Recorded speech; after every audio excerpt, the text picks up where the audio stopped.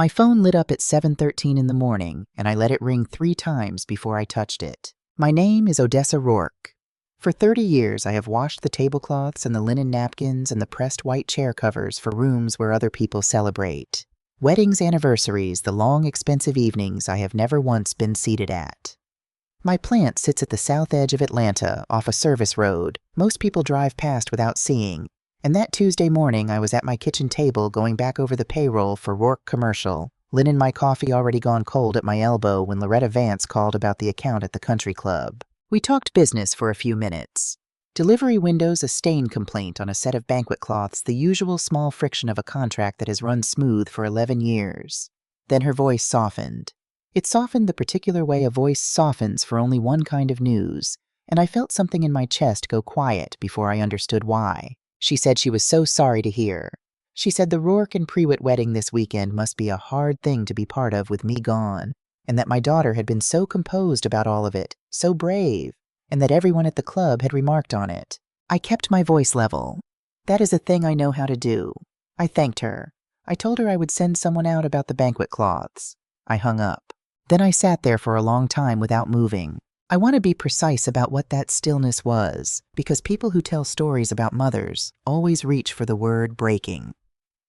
And I did not break. I sat there because something in me went cold and clear, and very focused all at once, the way it does when a large thing has already happened, and your body understands it a full minute before your mind agrees to say the words. My daughter Camille was going to be married this weekend. She was marrying a man named Elliot Prewitt, a man I had never met in a room I had never stood in front of a family whose name I had only ever seen on the sides of buildings. And she had told a room full of strangers, told the staff at that country club, told her fiancé and his people, and God knows who else that her mother had died. 2 years ago. A stroke. She had said it comfortably enough that Loretta Vance, a woman I have done business with for over a decade, offered me condolences on my own life without a flicker of doubt. I was 63 years old, and I had just been informed of my own death by a woman calling about tablecloths. I did not cry. I got up. I walked down the short hall to the room I use as a home office, and I opened the second drawer of the filing cabinet in the corner, and I took out a spiral-bound document, 22 pages, color-coded tabs down the side professionally printed on heavy paper. The business plan my daughter had put into my hands 8 months earlier. The same plan I had read twice cover to cover before I wrote her a check for $250,000. I carried it back to the kitchen and set it on the table in front of me, and I looked at it for a long time. I did not open it. There was nothing new inside it. I knew every page. Let me tell you what that money was, because you cannot understand the rest of this without understanding that. I started Rourke Commercial Linen 30 years ago with one contract and one second-hand industrial washer that a laundromat 2 towns over was selling off cheap because the drum knocked. It knocked for the first 3 years I owned it. I learned to hear the exact moment before it seized, and I learned to catch it. And there were nights I slept on a folding chair beside it, because a hotel needed 400 napkins pressed and folded by 6 in the morning, and I was the only person who was going to do it. I was the driver, and the presser, and the bookkeeper, and the woman who called the accounts when a payment was late and apologized for calling. I did not take a day off for 6 years. I did not buy myself a new car until the business could carry the note without touching the account I kept separate. That separate account was sacred to me. I treated it the way some women treat a ring passed down from a grandmother, a thing you do not sell, and do not borrow against, and do not explain to anyone. For 30 years, I have leased the building my plant sits in. 30 years of rent to a man named Harlan Doss, who inherited it from his father and never once set foot inside it. 8 years ago, Harlan told me that when he was ready to sell, he would sell to me first, and I started saving toward that day the way you save toward the one thing you have allowed yourself to want. By last spring, I had it. $250,000 set aside, earmarked waiting. Not my whole life. The one soft landing I had ever built for myself, the deed to the ground I had been standing on for 3 decades, finally becoming mine. Camille grew up watching me build all of it. She sat at this same kitchen table doing her homework while I ran invoices under the lamp. She knew what every dollar in that account had cost me because she had watched me spend the hours that earned it. She knew about Harlan Doss in the building. She knew what that money was for. I remember a night when she was 9 or 10 a Friday, one of the bad ones when 2 accounts had gone late in the same week, and I sat at this table long after she should have been asleep, moving the same numbers around and finding that they came out the same no matter how I moved them. She came out of her room in her nightgown and stood in the doorway watching me, and I told her to go back to bed, and she did not. She came and sat in the chair across from me, the chair she would sit in 25 years later, to tell me why she had buried me, and she asked me if we were going to be all right. I told her yes. I told her that as long as I could stand up in the morning, we were going to be all right, and that I would always be able to stand up in the morning, and she should never once worry about it. She nodded very serious and went back to bed, and I sat there another 2 hours until the numbers finally agreed to behave. I think of that night often now. I told her the truth. I have stood up every single morning of her life. She was the one who decided somewhere along the way that a woman who stands up every morning to press other people's linens was a thing to be hidden and then a thing to be erased. 8 months ago, she came to me with a plan.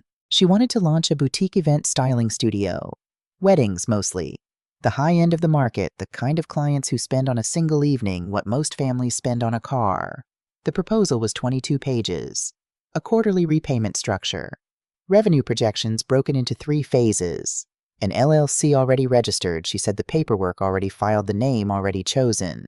It looked like the work of a woman who had done her research and taken herself seriously, and I told her so. I asked her questions across 2 evenings at this table. I asked about her margins and her first 3 target accounts and what she would do in the slow season and how she planned to make the second year's payment if the first year came in under projection. She answered every one without hesitation. She had prepared for all of them. I remember thinking with something close to pride that she had my discipline in her after all. What I did not do was verify the LLC independently. I have sat with that since Loretta's call, and I want to be honest about it, because I have decided I will not lie to you the way I was lied to. I am a woman who reads a contract before she signs it. I am not a woman who runs a background check on her own child. That is not a gap in my intelligence. It was a gap Camille understood better than I did. She did not deceive me in spite of knowing me. She deceived me because she knew me. She knew exactly how far my trust reached, and she built the whole thing inside that distance in the one blind spot a careful woman keeps for the people she loves. I had her sign an acknowledgement of receipt before I wrote the check. 1 page. Her signature at the bottom, confirming that she had received $250,000 from Odessa Rourke for the purpose of funding the business described in the attached proposal. I kept the original. She kept a copy. I remember thinking as I filed it that the paperwork was a formality, the kind of thing a woman in business does out of habit, even when it is family across the table. It was not a formality. It would become the most important piece of paper in everything that followed. I wrote the check on a Thursday. I remember she hugged me and said she would not let me down, and I believed her because she had never once in 34 years given me a concrete reason not to. I told her the building could wait. I told her Harlan Doss was not going anywhere, and that watching her build something of her own was worth more to me than any deed with my name on it.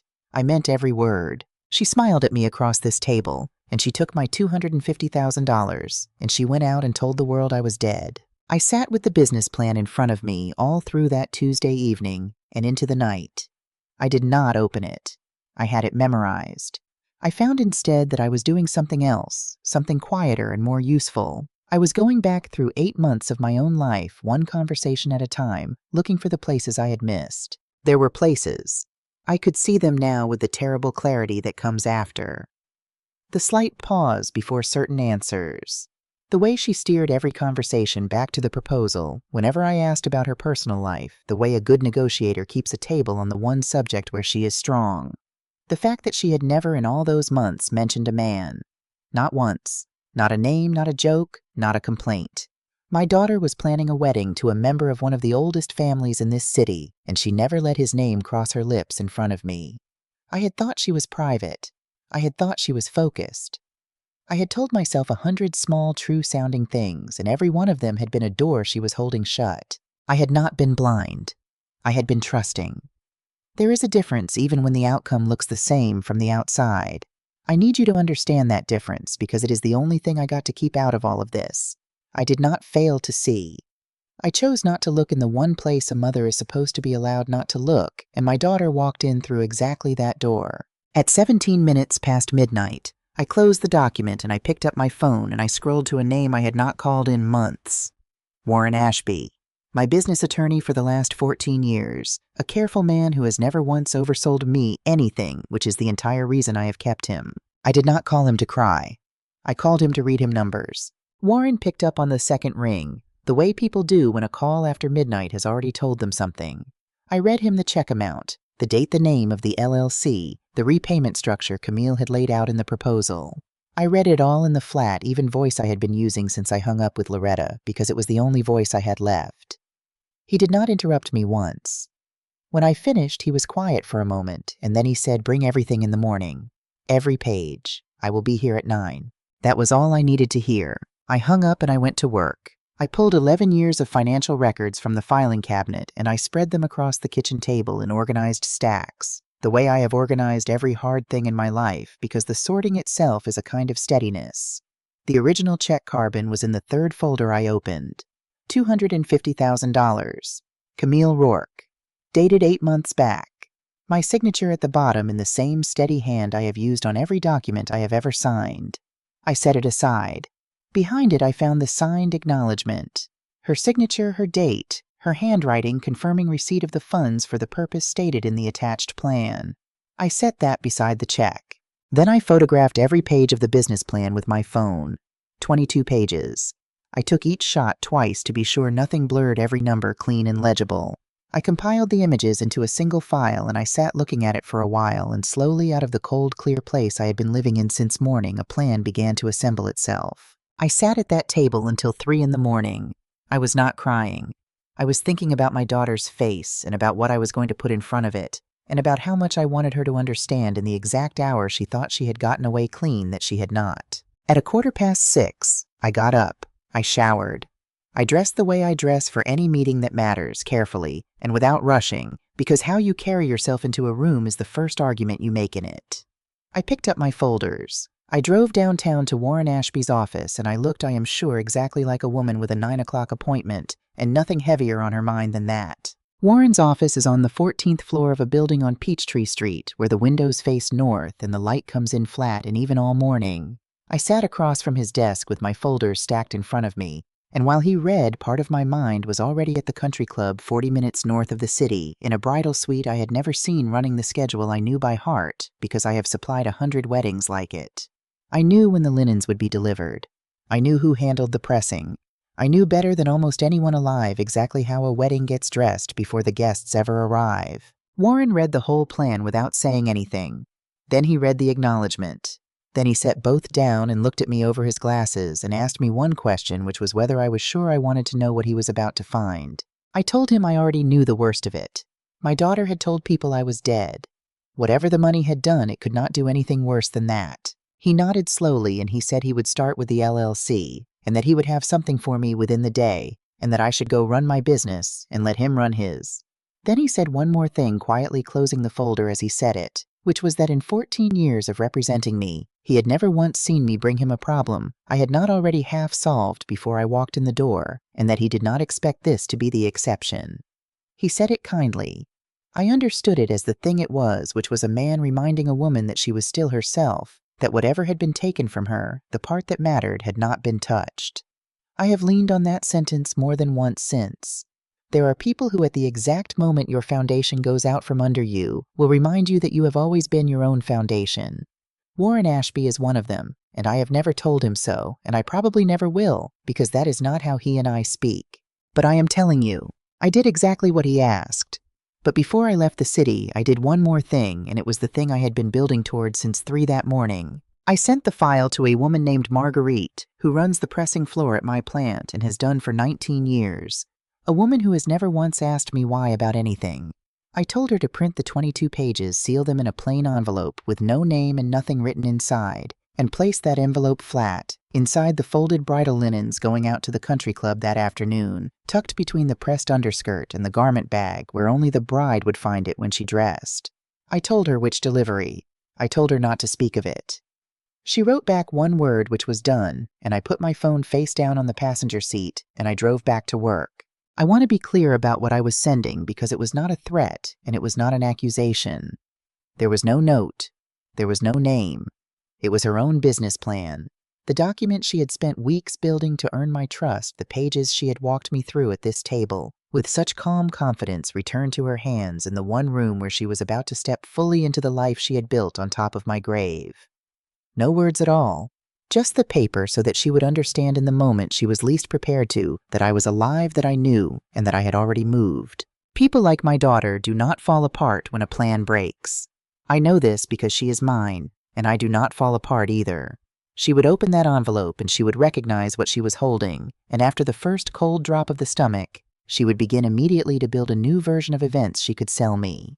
That process takes time. It takes at least 3 days in my experience to move through the shock and construct a story sturdy enough to present. I was counting on those 3 days. I needed them. The wedding went ahead. I knew it would. A woman does not call off a marriage into the Prewitt family over an unsigned envelope. Not when she has come this far. Not when there is a room full of the exact people she has been performing for. She would have folded the pages back into the garment bag and fixed her face and walked down whatever aisle they had built for her and smiled for the photographs and let the champagne go warm in her chest and told herself she would handle it. She was married on Saturday. Late Sunday afternoon, Warren called. I told me the audit on the LLC had come back and that there was something I needed to see and that I should come in first thing Monday. I asked him if it was bad. He said it was worse than bad in a way he wanted to show me on paper rather than say on the phone. And I have learned that when a careful man asks to show you something instead of telling you clear your morning. I was back in his office at 9:15 on Monday. He had the audit summary printed and laid flat on the desk when I walked in. He did not offer me coffee, and he did not ask how I was, which is how I knew the size of it. He turned the first page toward me, and he began, and within 2 minutes, I understood that what he was about to walk me through was not a simple accounting of where my money had gone. It was a blueprint. A deliberate, sequenced, carefully constructed blueprint that my daughter had been building long before she ever carried that spiral-bound proposal into my kitchen. The event styling studio did not exist, not in any way that mattered. The LLC was real on paper and empty inside. The registered agent address was a commercial mailbox in a strip center off the interstate. There was no payroll. There were no employees. There were no client contracts, no signed events, no vendor relationships, no operating history of any kind. The company Camille had presented to me as a working studio with 3 phases of projected growth had the paperwork of something real and the interior of an empty room. Warren said it plainly, and then he said the thing that mattered legally, which was that with the check carbon, the signed acknowledgement, and the full proposal, this was one of the cleaner cases of fraud he had reviewed in years. He was careful, the way he always is, to say that the full picture would sharpen as more records came in. Warren does not overpromise. That precision is exactly why I called him. Then he turned to the second page, and the money began to move. Within 2 weeks of my check clearing, $85,000 had left the LLC account in a series of transfers to the country club, to a floral house, to a photographer, to a designer whose name I recognized from magazines I have folded into other women's linens. The wedding. My daughter had paid for her wedding into the Prewitt family out of the account she had told me was funding a business. $85,000 moving cleanly recorded under the studio's name as vendor payments, as though a company were producing an event when the company was producing nothing at all except the illusion of itself.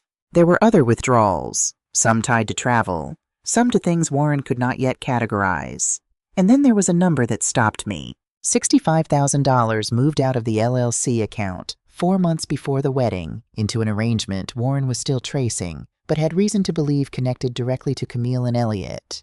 From what his office had gathered so far, that money had been represented to the Prewitts as Camille's own contribution to the marriage, her savings, her capital. Evidence offered to a family that valued exactly this, that she was a woman of independent financial standing, who had built something with her own hands and was bringing it into the union. Every dollar of it was mine. I sat with that for a long moment, not because I needed time to understand it. I understood it the instant he said it. I sat with it because understanding a thing completely and absorbing what it says about the person who did it are 2 separate experiences, and the second one asks more of you than a moment can hold. This was not impulse. There is no version of this that could be called a mistake, a lapse, a plan that got away from her. The LLC had been registered before she ever came to me. Warren showed me the filing date, and I looked at it for a long time, because it sat almost 6 weeks before the evening she first set the proposal on my table and asked me so gently whether I would even be willing to look at it. She had built the empty company first.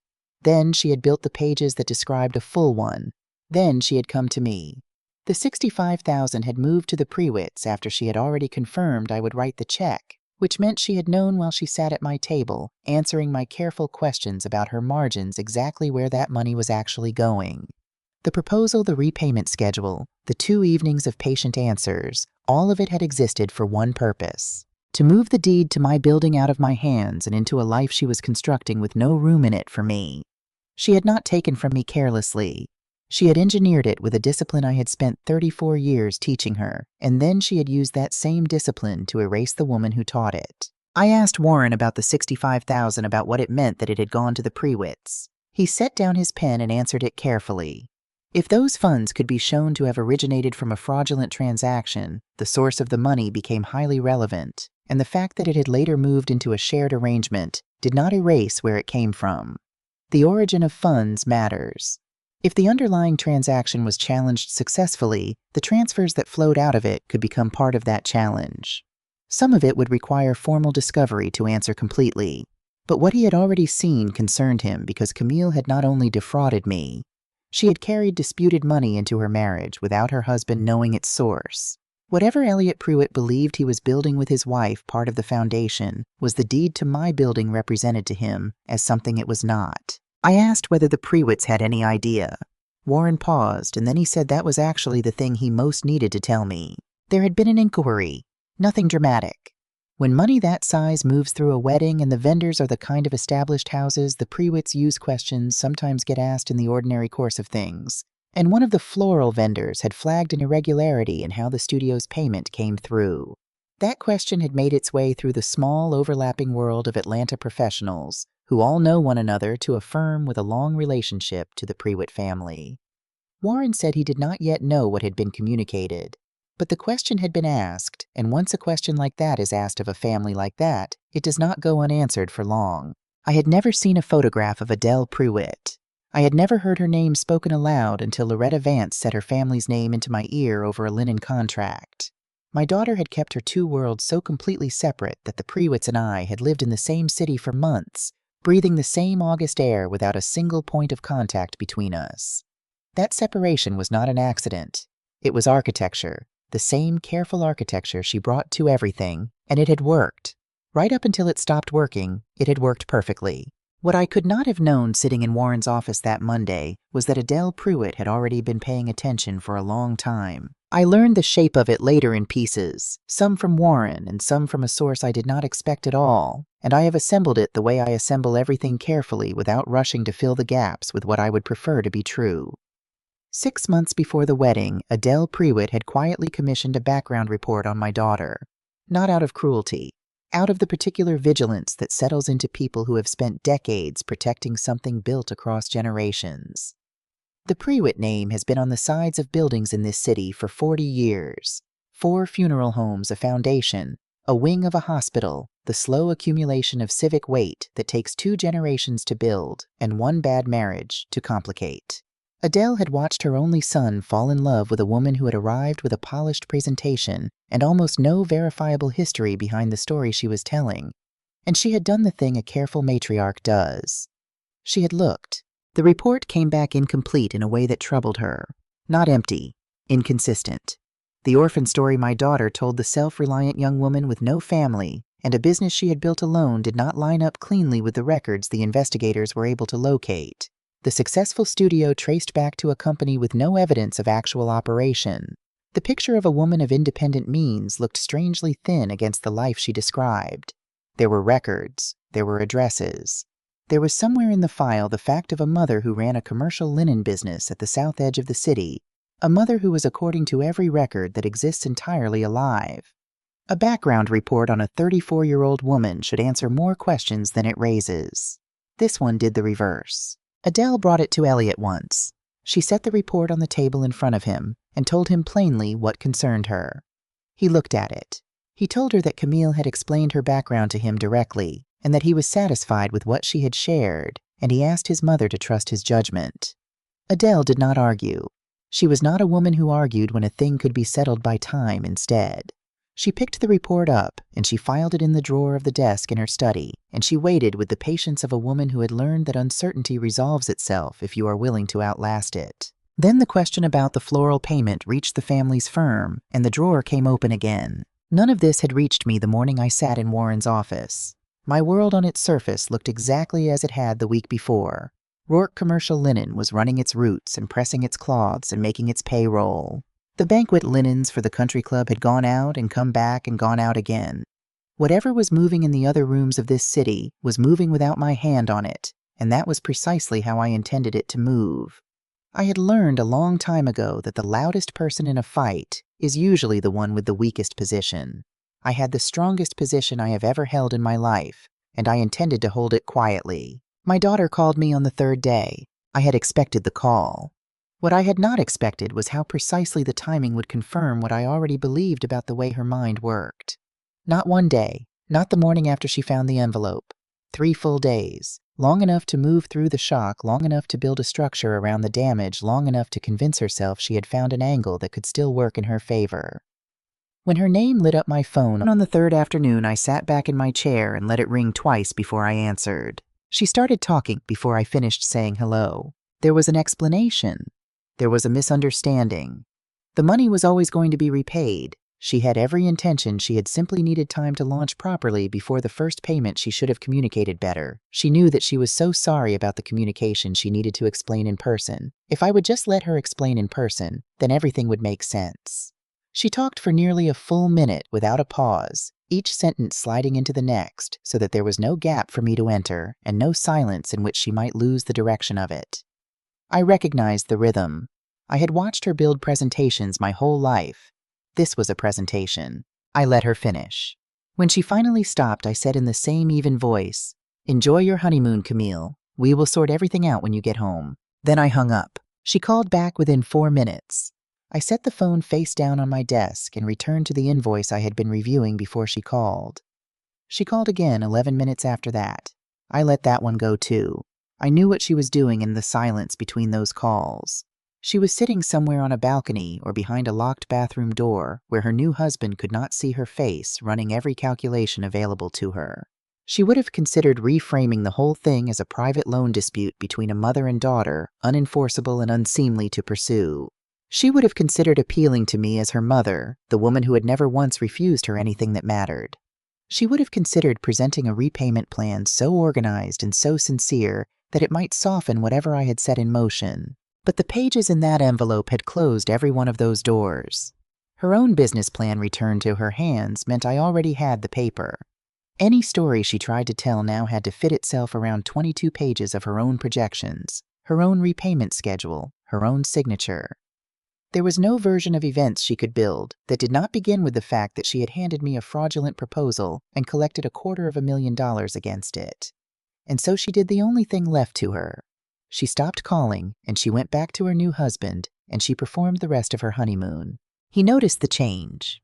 I know this now, though no one told me at the time, because a woman carrying that kind of weight cannot fully hide it from the person sleeping beside her. She told him it was stress from the business.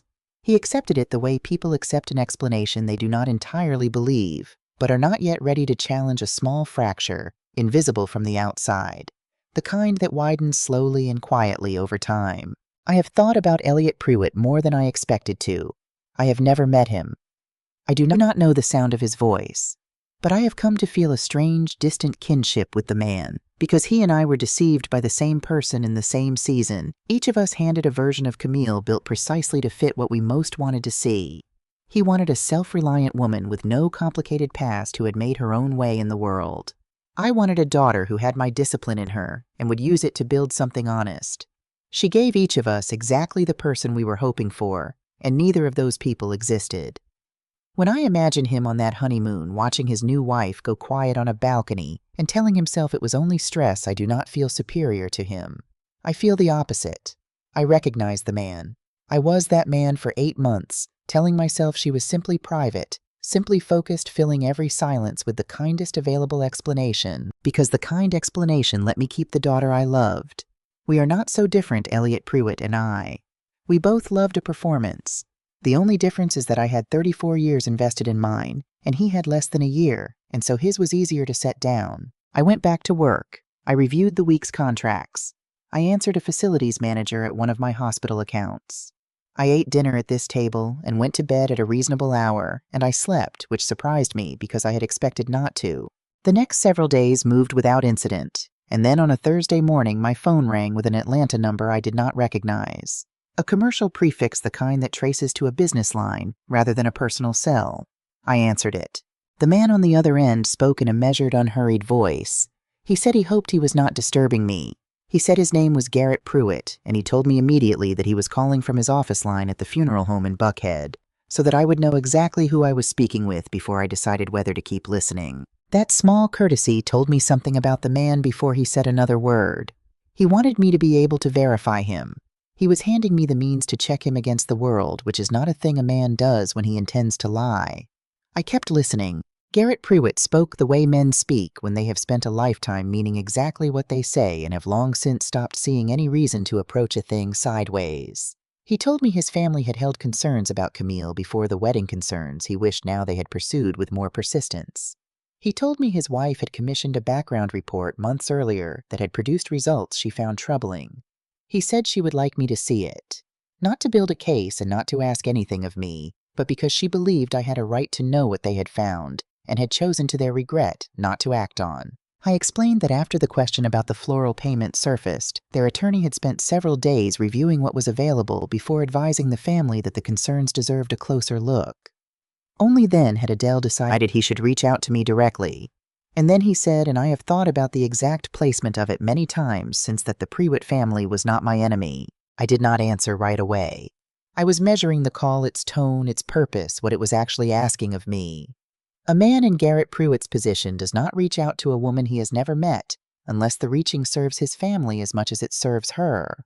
I understood that, and I did not hold it against him.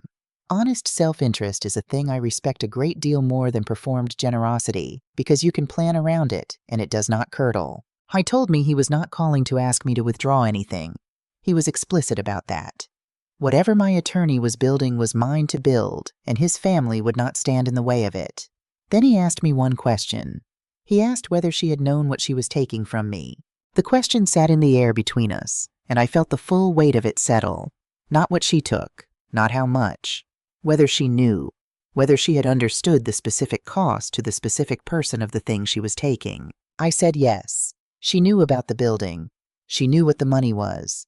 She had grown up watching me save it. Garrett Pruitt was quiet for a moment. Not a long moment, just enough to confirm that the answer had landed the way he expected it to. Then he said, "Then we understand each other." And that was the whole of it.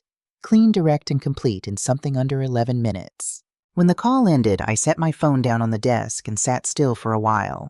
I had prepared myself for the Pruitts to close ranks around their son, to treat all of this as a private family matter, requiring no acknowledgement of my existence, because that is what families with something to protect usually do. Instead, the father of the family had called me from a line I could trace, stated his purpose plainly, offered me his wife's report, and asked me the one question that cut beneath every legal and financial layer and went straight to the human center of it. What I felt was not warmth. I want to be precise about that. It was recognition. The specific recognition that passes between two people who have each spent their lives building something real and find themselves without warning, standing on the same side of a loss neither of them should have had to carry. He had built a name. I had built a business. And the same person had walked through both of our lives and helped herself to what she needed without asking either of us. He understood me. I understood him. That was enough. I have thought since about how strange it is, the company you find yourself keeping at the worst moments of your life. For 34 years, the person I trusted most in the world was my daughter, and I would have told you without a second of doubt that there was no one who knew me better or wished me better. And then in the space of 2 weeks, the people who stood on my side of the loss were a matriarch I had never met, who had quietly investigated my child and her undertaker husband, who called me from a line I could trace, and a family attorney and my own lawyer, and a friend of the Pruitts named Frances Poole, whom I would not have recognized if she passed me on the street. Strangers, all of them drawn to my side not by love, but by the plain recognition of a shared harm. There is a lesson in that I am still turning over. I think it is this. Love can be counterfeited, and the counterfeit can pass for years. But the instinct to protect a thing you have built with your own hands cannot be faked. and it recognizes itself in others across any distance. I had spent my life among that second kind of person without knowing it, in the accounts and the vendors and the quiet, reliable people who make a business run, and when the counterfeit finally fell away, they were the ones still standing there. There was a family gathering at the Prewitt house that Sunday, a supper the kind a family like that holds without occasion, simply because it is Sunday and the table is there. Camille would be at it, seated beside her new husband in her new house, wearing her new name, believing that the hardest part was behind her. Believing that if she could only manage me, she could still hold the rest of it together. She had no idea what was already waiting in the study at the end of the hall. Adele Prewitt called me herself on the Saturday morning before that supper. The conversation lasted 6 minutes. She told me what she intended to do, and she told me exactly how she intended to do it. She did not ask my permission, and she did not require my approval. She was not consulting me. She was informing me as a courtesy because she felt I had earned the right to know. When she finished, I told her it was her house and her son, and that she should do what she needed to do. She said yes, and she hung up. I will tell you how that Sunday went, the way she told it to me afterward on the phone that evening, in the careful, exact way that precise women speak when they want a thing understood correctly and remembered right. The table was set when Camille and Elliot arrived. Good china, fresh flowers, the effortless presentation that takes considerable effort to produce. Garrett met them at the door. He shook his son's hand and kissed his daughter-in-law on the cheek and told her she looked well. Adele came from the kitchen and embraced them both and guided everyone to the table as though this were any other Sunday of their lives. The food was good. The conversation was easy. Camille was relaxed. Adele noticed that specifically and told me so. Her daughter-in-law was engaged, attentive, laughing in the right places. A woman who believed the difficult part of her life was finished, and that all that remained was to perform well at family suppers until the performance became ordinary and then became true. There was a woman seated at the far end of the table when they arrived. Adele introduced her as Frances Poole, an old friend, and Camille would have registered her as exactly that, and nothing more. Frances is Adele's closest friend of 30 years in each other's circles and at each other's tables for 3 decades. And she is also, though Camille had no reason to know it, a woman whose word travels through certain rooms in this city, the way water travels downhill quietly and without any apparent effort, and always to the lowest point that needs filling. Toward the end of the meal, in a natural pause, Adele set down her fork and mentioned almost as an afterthought that Frances had been struggling to find a reliable event coordinator for a celebration she was planning. She looked at Camille warmly and asked what the name of the studio was, the one that had handled the wedding, so she could pass it along. Camille gave the name of the LLC without a pause. Smooth, confident, the answer of a woman who had said it so many times, it required no thought at all. Adele smiled and said she would pass it along, and then she moved the conversation somewhere else entirely. Frances said nothing. She lifted her coffee cup and drank. After the table was cleared, Adele asked Elliot to help her find something in the study. He followed her down the hall. She opened the door, waited for him to step inside, and set 2 documents side by side on the desk. The background report from 6 months earlier, and the summary her attorney had assembled from the questions about the studio, the audit, the empty LLC, the money. She set them down with the same hands that had set the supper table, carefully and without hurry. Then she walked out and pulled the door closed behind her. Elliot sat alone in that study for 20 minutes. Camille waited in the living room. Adele offered her more coffee and she accepted, and they spoke about nothing that mattered. Frances sat nearby and said very little, and her silence had a texture Camille would not have been able to name, but would have felt the way you feel a change in pressure before the weather turns. When Elliot came back into the living room, his face had the careful blankness of a man managing something he had not yet decided how to carry. He thanked his mother for supper. He told Camille it was time to go. In the car, Adele told me Camille tried twice to reach him, and he answered in single sentences. By the time they pulled into their own space, she understood that something had broken. She simply could not yet confirm the shape of it. Adele called me that evening and told me all of it, and I thanked her, and I set the phone down and went to bed at my usual hour. Whatever was happening inside that house across the city was no longer something I could control, and no longer something I needed to. I had built what I needed to build. Other people were now living inside the consequences of what my daughter had constructed, and the consequences were doing their own quiet work without any further push from me. The rest of it I learned in pieces over the following weeks, some from Warren, some from a brief follow-up call with Garrett, and eventually at my own kitchen table from Camille herself. Elliot was gone before she woke the next morning. No note, no message waiting on her phone, only his side of the bed empty and the particular silence a house holds when someone has left it on purpose, which is different from the silence of someone briefly out. She called him at 7. It went to voicemail.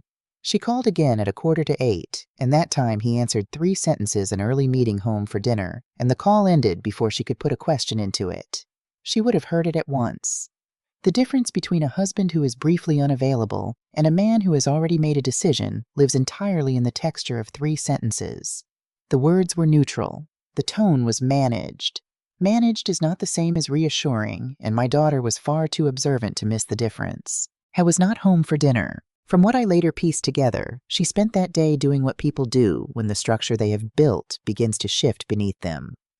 The Prewitts had seen the documents. That much the drive home had confirmed. Whatever she was preparing to say now had to account for what was already in their hands. Her options were narrowing by the hour. An attorney would move quickly. Elliot was answering her calls and giving her nothing. And the only door that had not already been complicated by paperwork and lawyers and a family that had spent 6 months quietly watching her was me. She did not call first. That detail came to me later from Camille herself, and I have thought about it since because it tells you how her mind works, even at the edge of ruin. Calling gives the other person the chance to refuse before you have arrived. Showing up removes the refusal. You are already there, already at the door, already requiring a response that a phone lets a person withhold. Whether she reasoned it out or simply felt her way to it, that was the choice she made. She got in her car and she drove to the house she grew up in because it offered the best chance at a conversation she could no longer control from a distance. I was at my desk when I heard the car. I recognized the sound of her engine before I saw it, a thing that sits in a mother's memory without ever being placed there on purpose. I stood up. I walked to the front door and I opened it before she reached the steps. She looked the way people look when they have spent an entire day rehearsing a conversation and are now standing at the threshold of it. Composed on the surface, something wound very tight underneath. She opened her mouth to begin whatever she had built on the drive over. I stepped aside. I did not say her name. I did not say come in. I simply made room in the doorway and turned and walked back toward the kitchen because whatever she had come to say, she was going to say it at my table, in my house on my terms. The door closed behind her. I filled 2 cups without asking whether she wanted one. I set hers on the table across from mine. I sat down and wrapped both hands around my own cup and I waited. She sat. She looked at the coffee for a moment. Then she looked at me. And something in my stillness, the fact that I was not shouting and not weeping and not leaning across the table with my grievances, seemed to loosen whatever she had been gripping the whole way over. She started to talk. It came out in the uneven rhythm of something that had been compressed a long time. The shame came first, the particular shame of growing up watching me leave before sunrise and come home after dark, of bringing school friends to a small apartment where the furniture was chosen for function and the carpet was worn in the doorways, and nothing looked the way she wanted her life to look. She said she loved me. She said it quickly, the way you say a thing you need on the record before the rest of it can be admitted. Then she kept going. She talked about the Prewitts, about the first time she stood inside their house and understood the exact distance between the place she came from and the place Elliot had grown up in, about the fear that if they ever looked too closely at where she came from, the whole thing would not survive it. She said she had told herself it was temporary, that once she was established, once the studio was real and the money was repaid, and she had built something that could stand beside what they had, she would find a way to bring the 2 halves of her life back together. She talked about the money, about how she had convinced herself the plan was real enough in intention that it justified what she had done to get it, about the repayment schedule she had genuinely meant to honor, about the morning she wrote the first payment date into her calendar, and then moved it again, and then stopped opening the calendar at all. She never once called it theft. I noticed that even then, even across the table with everything already in ruins, she reached instead for words like pressure and fear and temporary and intention. She was trying to be honest, I believe that, but there were still places she could not quite bring herself to stand. She was crying before she reached the middle of it, and it was not performance. I have watched my daughter perform emotion since she was a small girl, and I know the difference the way I know the sound of my own washer about to seize. This was real. It was the grief of a woman who had arrived at the far end of a long series of choices and could finally see the shape of what those choices had cost all at once with nothing left to soften it. I did not move. I did not reach for her hand. I did not offer the comfort she had perhaps hoped my stillness was hiding. When she finished, the room was quiet. She wiped her face with the back of her hand and looked at me with the exhausted openness of someone who has said everything she is capable of saying and is now simply waiting to learn what it bought her. She waited. I could see in the waiting the thing she was still hoping for, the thing she had perhaps driven the whole way over to collect. She was hoping that if she was honest enough, if she opened herself all the way to the bone in front of me, I would do what I had done every other time she had ever come to this table broken. She was hoping I would come around to her side of it. She was hoping the mother would win out over the woman the way the mother had always won out before, and that I would tell her we would find a way through it together, because we always had. I understood the hope completely.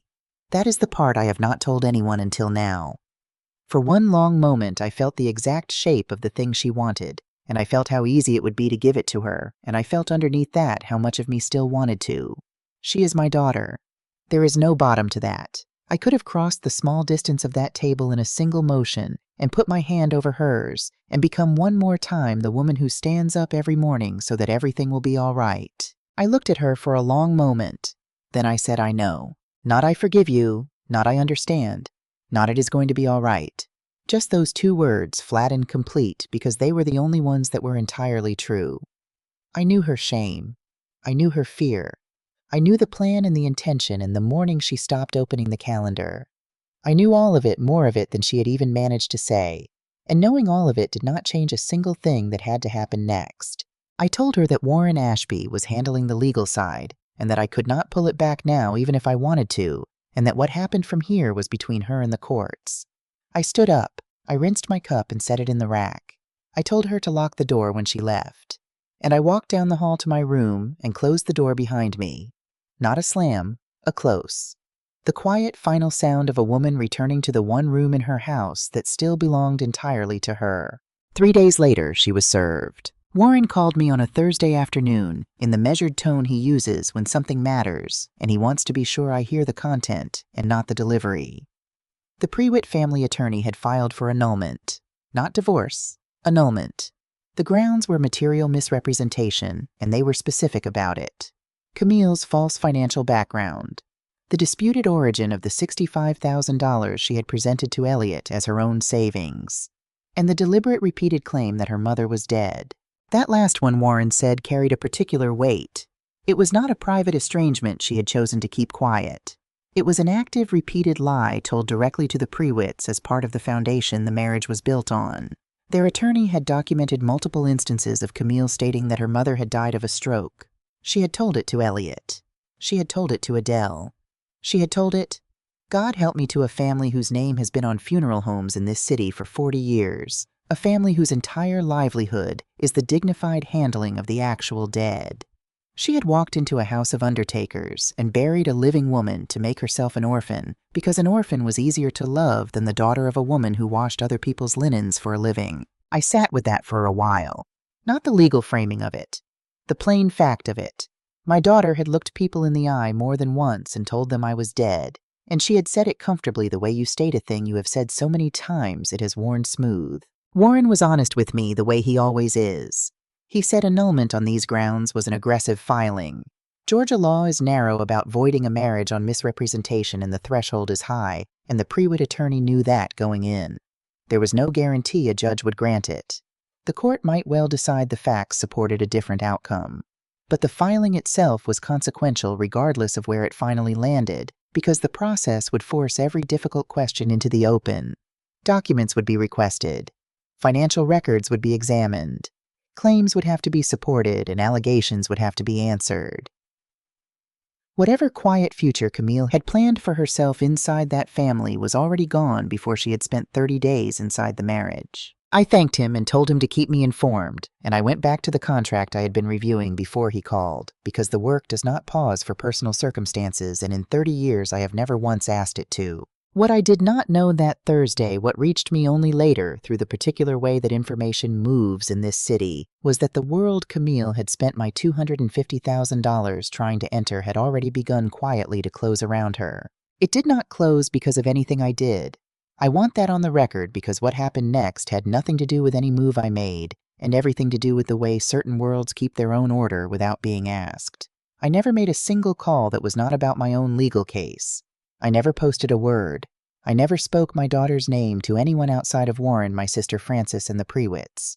The architecture of it completed itself without my hand. The civil judgment, when it came attached to Camille's public record the day the ink dried, not as a bar to her ever doing business again. The law does not work with that kind of blunt force. It attached as a documented matter that would surface whenever anyone, a lender, an investor, a partner, chose to look. And in the event styling world, she had spent $250,000 trying to buy her way into People Look. It is a business built entirely on trust and reputation, on vendors extending credit, and venues extending their names, and a dissolved LLC with a fraud judgment attached to it is a thing those people can read as plainly as anyone.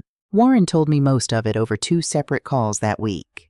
In the weeks between our kitchen conversation and the final settlement, Camille had tried to reintroduce herself to 2 of the major event vendor networks in the city. Professionally worded emails. A follow-up call on one of them. She framed the judgment as a private family matter that had been resolved and suggested it had no bearing on her professional capacity going forward. Both conversations ended politely. Neither led anywhere. The networks had access to the same public records anyone could pull. A well-run business does not need to accuse a person of anything when the documentation already exists. It simply decides how much risk it is willing to carry, and the answer, quietly and without a single dramatic scene, was none. There was no confrontation, no rejection anyone could point to and call cruel, just hesitation. Calls that once would have been returned quickly and now were not returned at all. Introductions that no longer arrived. Meetings that failed to materialize. Questions that walked into rooms ahead of her and were still sitting there when she arrived. The world she had lied and stolen to enter became not impossible to navigate, but difficult, and then more difficult until the difficulty itself was the answer. I have turned that part over many times because it is the part that frightens people when they hear it more than the fraud and more than the lie about my death. They understand a mother going to a lawyer. They understand a wounded family filing papers. What unsettles them is the quiet, the way a whole industry closed around my daughter without a single person raising a voice or making an accusation, the way she found herself standing outside of doors that used to open, unable to name who had shut them because no one had shut them. They had simply stopped being opened. And I understand the unease because I felt it myself when Warren first described it to me. But I have come to believe it is not cruelty. It is the oldest kind of order there is.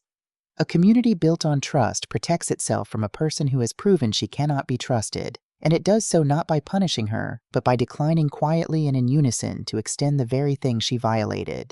Camille had spent $250,000 to buy her way into rooms that run entirely on the one currency she had shown she would counterfeit. There was nothing left for those rooms to sell her. She had already spent it. And at the same time, in a different part of the city, a woman named Frances Poole had lunch with 2 friends she had known for 30 years and mentioned without embellishment and without speculation that the Prewitt family had been dealing with a hard situation involving Elliot's new wife. She said she did not have all the details. She expressed her concern for Adele. She moved on to something else within 2 minutes. She was not gossiping. Frances Poole has never been a gossip in her life. She was simply a woman who said one true thing to 2 people she trusted, in a room where trust has a way of traveling, and by the following Sunday, the outline of what had happened was known by everyone in that circle who mattered. Not from me, not from the Prewitts publicly, just known the way certain things become known in old Atlanta when the right person says the right true thing at the right table. The civil case settled without a trial. Not every dollar was recoverable. Some of it was simply gone. But there was enough documentation to support a structured resolution, and Camille signed a judgment requiring repayment across a defined schedule. The LLC was formally dissolved as part of the agreement. Warren walked me through the final terms the evening it was signed, and then he paused in the way he pauses, when there is one more thing he has been deciding how to deliver, and he told me the vendor networks had begun asking questions on their own, and that he suspected I already knew. I did. I was not surprised. I told him so. The annulment moved more slowly, and its outcome was less certain exactly as Warren had said it would be. But by then, the outcome almost did not matter.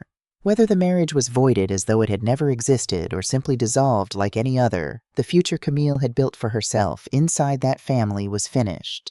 If the annulment succeeded, there would be no marital estate to divide and no settlement to negotiate because the marriage would be treated as though it had never legally occurred. If it failed, the allegations and the documents behind them would still have become part of a record neither side could ignore. Either way, the quiet, secured life she had lied her mother into a grave to obtain was gone. The first repayment installment posted to my account on a Wednesday morning. I noted it in my records the way I note every movement of money. Date, amount, source, purpose. One line in a spreadsheet. It surprised me less than it might surprise someone who did not understand my daughter, because Camille had always been precise about the mechanics of a thing. It was never the mechanics that failed in her. It was the intention behind them.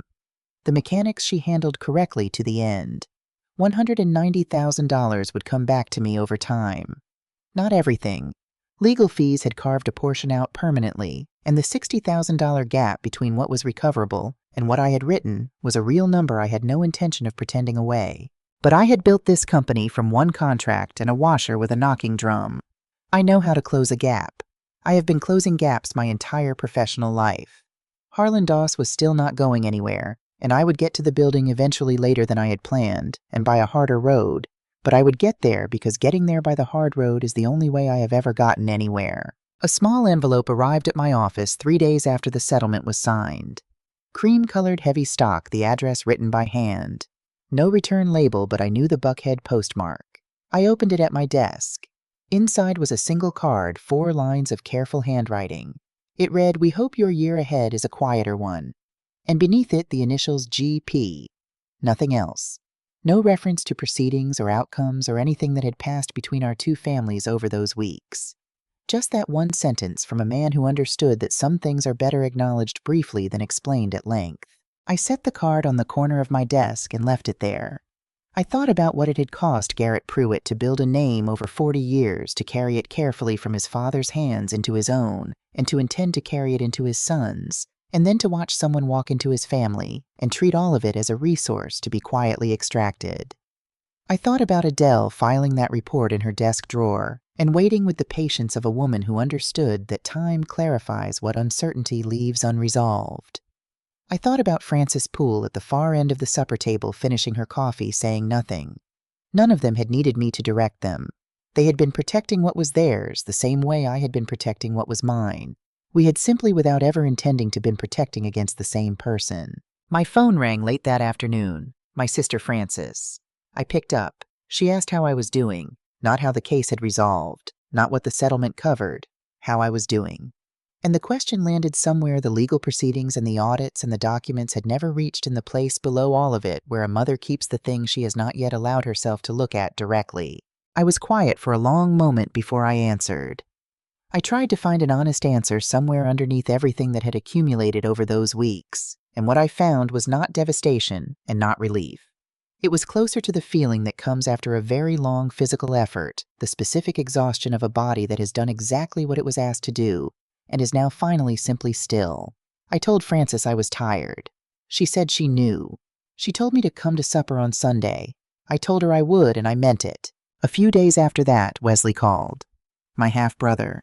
We share a father, and the sharing more or less ended there, and it had been 4 years since we last spoke. 4 years of a silence that started with nothing and hardened simply because neither of us went back to soften it. He had heard in the roundabout way our family hears things that I had been through something. He did not ask for the details. He asked how I was, and I told him tired but fine, and he said he understood that particular combination. And then he said he had been thinking about the 4 years, about whether 2 people had let too much weight settle over something that had never really deserved it. I told him I had been thinking about that too. We talked for 20 minutes longer than we had talked in years, and when we hung up, I sat for a moment and noticed that the conversation had cost me nothing. No guardedness, no old grievance rising up. Just 2 people speaking plainly. That surprised me, and I let it. It occurred to me sitting there that the same season which had cost me a daughter had quietly returned a brother, and that there was a kind of arithmetic in that I did not fully understand and was not sure I was meant to. I have stopped trying to make the ledger of a life balance the way a business ledger balances. Some columns do not answer to the others. You lose the thing you would have given anything to keep, and in the same weeks, a door you had let rust shut swings open on its own, and neither one cancels the other. They simply both become true, and you carry both and you get up in the morning. On the Sunday after I went to Francis's for supper, and I sat at a table, someone else had sat in a room, someone else had made warm, and for the length of one meal, I was nobody's employer, and nobody's plaintiff, and nobody's grave. I was just my sister's older sister being fed. I do not know yet what will happen with the annulment. Warren says these things take their own time, and I have stopped asking. Camille's payments arrive on schedule, one line in a spreadsheet each month, and I do not know what her life looks like now on the far side of the world she tried to buy, and the family she tried to build, and the mother she tried to bury. We do not speak. I have not closed that door forever because I am her mother, and some doors a mother cannot bring herself to bolt. But I have not opened it either, and I am not going to not until the person who walks back through it is someone other than the woman who sat across this table, reaching for words like temporary. On a Tuesday morning not long ago, I sat at this kitchen table with my coffee and opened the payroll for Rourke Commercial Linen. The same table, the same mug, the same work that has been waiting for me every week for 30 years, no matter what was happening in any other room of my life. The filing cabinet in the corner holds different things now than it held 3 months ago, a civil judgment with my daughter's signature among them. But the work on the table in front of me was unchanged, and that was exactly what I needed it to be. People who have heard pieces of this story sometimes ask me if I regret sending the envelope. They ask it carefully, the way you ask a woman about the one move she made that looks from a certain angle, like cruelty. I have thought about it honestly because I try to be honest with myself, even when the honest answer is not the flattering one. And the answer is no. I do not regret it. I did not send it to wound her, though I understand it wounded her, and I understand that I knew it would. I sent it because my daughter had spent 8 months building a version of the world in which I did not exist, and I decided that she was going to spend at least 1 hour of her wedding week living in the true one. That was the whole of my revenge, if you want to call it that. Not the lawsuit, which was justice. Not the vendors, which I never touched. Just 22 pages of her own handwriting returned to her in a quiet room, telling her without a single word that the woman she had buried was awake and reading and would not be buried. Every other consequence that followed, she built herself brick by brick over 8 patient months, and simply had not yet noticed she was standing inside it. I worked through the morning. I approved 2 route adjustments and answered a facilities manager at a new hospital account I had been building toward for 2 years. A little after 11, my phone lit up with a message from Warren, 1 word done, and I understood it to mean the last of the paperwork had cleared. I read it. I set the phone face down. I finished the last line of the payroll, and I saved the file and I closed the laptop. I sat for a moment in the quiet of my own kitchen in the house I own, with the plant running its routes and the linens going out clean and folded to rooms full of people, celebrating lives that are still, every one of them, alive. I thought that a person can spend 30 years washing other people's celebrations and never once resent not being seated at them as long as she has something of her own to come home to. I thought that I still did. It had been taken at, and it had held. I finished my coffee. I rinsed the cup and set it in the rack the way I have every morning of my working life. Then I picked up my keys and I locked the door behind me, and I drove to work.